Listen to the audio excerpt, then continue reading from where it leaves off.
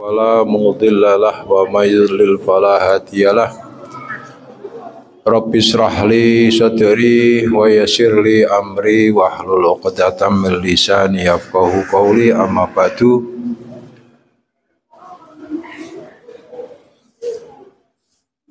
Bapak Ibu jamaah Masjid Syafiul Ummah yang dirahmati Allah, sumangga kita tansah muji syukur dumateng ngarsanipun Allah Subhanahu wa taala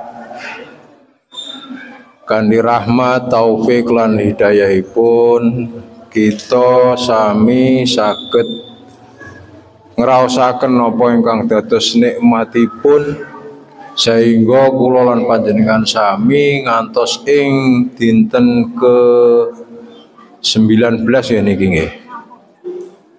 Pilih niku 18 atau 19 dalam keadaan sehat walafiat. Yang jelas kita tidak merasa kekurangan satu apapun, tapi kita merasakan di saat-saat puasa seperti ini, merasakan betapa orang berkekurangan, berketidakcukupan di luar sana, apalagi saudara-saudara kita yang ada di Palestina sana, bagaimana pedihnya. Nah, ini salah satu hikmah kita melaksanakan puasa ini di siang hari, terik matahari, kondisi lapar, kondisi dahaga dan sebagainya. Namun Allah tetap memberikan kita kekuatan, keimanan, kenikmatan, sehingga kita wajib mensyukurinya. Mari kita baca hamdalah bersama-sama. Alhamdulillahirabbil alamin.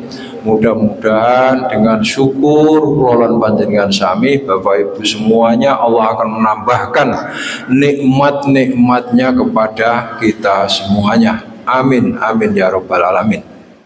Yang kedua, sholawat dan salam semoga tetap tercurahkan pada junjungan kita Nabi besar Muhammad Sallallahu Alaihi Wasallam, Nabi akhir zaman, Nabi yang membimbing kita dari zaman jahiliyah, zaman kebodohan dulu sampai dengan zaman yang canggih, zaman yang super IT seperti sekarang ini. Dan beliau satu-satunya Nabiullah yang diberi hak untuk memberi syafaat kita semua di yaumil kiamah besok. Mudah-mudahan kita semua akan menerima syafaatnya dari Rasulullah Sallallahu Alaihi Wasallam pada hari kiamat nanti. Amin, amin ya rabbal alamin. Bapak Ibu, sebagaimana didengungkan oleh para penceramah, para khotib, para dai yang ada di medsos dan sebagainya, bahwa tujuan berpuasa itu agar kita bertakwa, la'alakum tatakun. Nah, apa sih sebenarnya takwa itu? Apa seperti di Kediri itu banyak takwa tapi tahu? Nah, Bu. Nah, takwa itu apa sih? Kok sampai segitunya kita puasa? Apa itu supaya kamu bertakwa? Karena apa, Bapak Ibu semuanya? Kalau kita tidak punya pegangan takwa ini, kita tidak bisa berjalan lurus untuk menuju Allah. Nah, mari kita simak apa sih takwa itu. Bapak Ibu yang dimuliakan Allah, dapat dipahami bahwa takwa itu dapat diartikan sebagai sebuah bentuk kehati-hatian, menjaga, merawat, dan memelihara diri baik dari nafsu syahwat, perbuatan syirik, ataupun segala hal yang menyebabkan seseorang menerima azab Allah di akhirat nanti. Nah, sudah jelas kan? Kalau kita taat apa yang disyariatkan oleh Allah, itulah takwa. Nah, kalau kita lagi berjalan, di jalan kita menemukan uang, ketika kita lihat ternyata kok uang itu banyak. Nah, ini tantangan kita. Ini tantangan kita. Ini tantangan kita lah, seperti itu. Kemudian banyaklah hal-hal yang menggoda kita untuk ke arah takwa tersebut. Jadi takwa itu menjaga, merawat dan memelihara diri, baik dari perbuatan dari nafsu, dari perbuatan syirik dan sebagainya. Nah, itulah takwa. Ini yang perlu dimengerti. Kemudian lebih jauh lagi, seorang yang bertakwa itu memiliki kemampuan untuk memisahkan antara yang hak dan yang batil, atau dengan bahasa lain ia memiliki sifat furqan. Jadi udah jelas kan, udah jelas. Wah, ini haram, ini halal, oh ini ghibah, oh ini ibadah. Udah bisa, kita sudah bisa. Namun terkadang nafsu ini yang selalu melupakan kita. Gitu Bu. Kadang, oh ini gak ghibah loh, ini gak ghibah Quran tok, wis ngelingno tok. Terkadang seperti itu. Yo panggae kan gitu ya. Daripada seperti itu mendingan aja sudah nggak usah ngomong ini soimun, saya sedang berpuasa, sudah nggak usah ngomong saya, gitu aja. Itu lebih baik daripada ngomong akhirnya ngondroworo kesana kemari. Akhirnya apa? Nilai takwanya terkikis.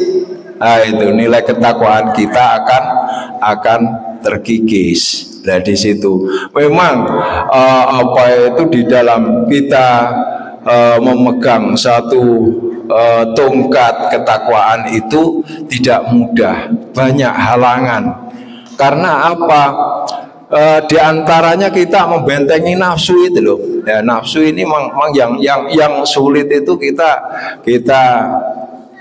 katanya kita berpuasa itu untuk mengekang hawa nafsu, tapi ketika kita lagi ngerti uang, mau hari raya dan sebagainya, nafsu ini kayaknya tersisih, semuanya jadi ibadah kayaknya seperti itu. Nah, itu Bapak Ibu jamaah Masjid Saiful Ummah yang dimuliakan Allah. Jadi pada hakikatnya orang yang bertakwa itu adalah orang yang menjaga diri dari azab Allah. Dari azab Allah. Ini mulai dari kecil-kecil yang sekiranya mengarah ke azab, mengarah ke pelanggaran syariat dan sebagainya, ini ya sudah dihindari saja. Memang berat terkadang kita harus berhadapan dengan mungkin teman sejawat kita, bestie kita, dari dekat menjadi jauh, itu karena mempertahankan hal-hal seperti ini. Ini memang tantangannya berat sekali. Maka dari itu memang orang yang bertakwa itu adalah pilihan Allah di situ. Jadi orang Islam itu yang dibedakan apa? Ya nilai takwanya itu, nilai takwanya itu. Semuanya sholat, melaksanakan syariat, melaksanakan ibadah, tapi nilai takwanya berbeda berbeda-beda. Nah, di sini tidak tentu mereka yang ngajinya sregep, ngajinya pinter, nilai ketakwaannya terus bagus tinggi, belum tentu juga. Memang sebaiknya kalau sudah bisa menguasai Al-Quran, kitabullah, hafal apalagi, itu harus dibarengi dengan nilai-nilai ketakwaan yang tinggi sekali. Kemudian mereka yang memiliki pandangan dan kesadaran yang tinggi dalam memahami dan menghayati sebab-sebab yang dapat menimbulkan azab tersebut. Jadi jelaskan tadi sudah saya sampaikan, kalau kita berpegang teguh pada syariat yang ada, aturan yang ada, inilah takwa. Nah, sebenarnya kalau dikualifikasikan takwa dalam Al-Quran itu ada beberapa, ada banyak tingkatan. Apa itu takwa sebagai refleksi dari iman, Islam, dan ihsan. Kemudian takwa sebagai refleksi rasa takut serta waspada. Kemudian takwa dalam refleksi furqan, pembeda. Kemudian ada lagi takwa dalam refleksi dalam arti tunduk dan patuh. Ini kalau diterangkan itu kalau kita masuk ke satu ini sudah waktunya sudah habis. Nanti akan saya sambung pada kultum di setelah tarwih saja, dan insya Allah pada minggu depan juga masih ada kesempatan, sehingga nilai takwa, kualitas takwa yang harus kita ketahui dalam Al-Quran itu ada beberapa tingkatan. Jadi nanti kita sampaikan satu persatu, sedikit demi sedikit, barangkali ini bisa menjadi manfaat untuk kita semuanya. Bapak Ibu, barangkali ini sampai di sini yang bisa saya sampaikan. Mudah-mudahan kita senantiasa berpegang teguh pada nilai takwa yang ada pada hati kita, yang ada pada diri kita, dan Allah senantiasa membuka hati kita untuk jalan menuju takwa kepada Allah Subhanahu wa Ta'ala. Amin, amin ya Rabbal Alamin. Ada kurang lebihnya mohon maaf. Billahi taufik wal hidayah. Assalamualaikum warahmatullahi wabarakatuh.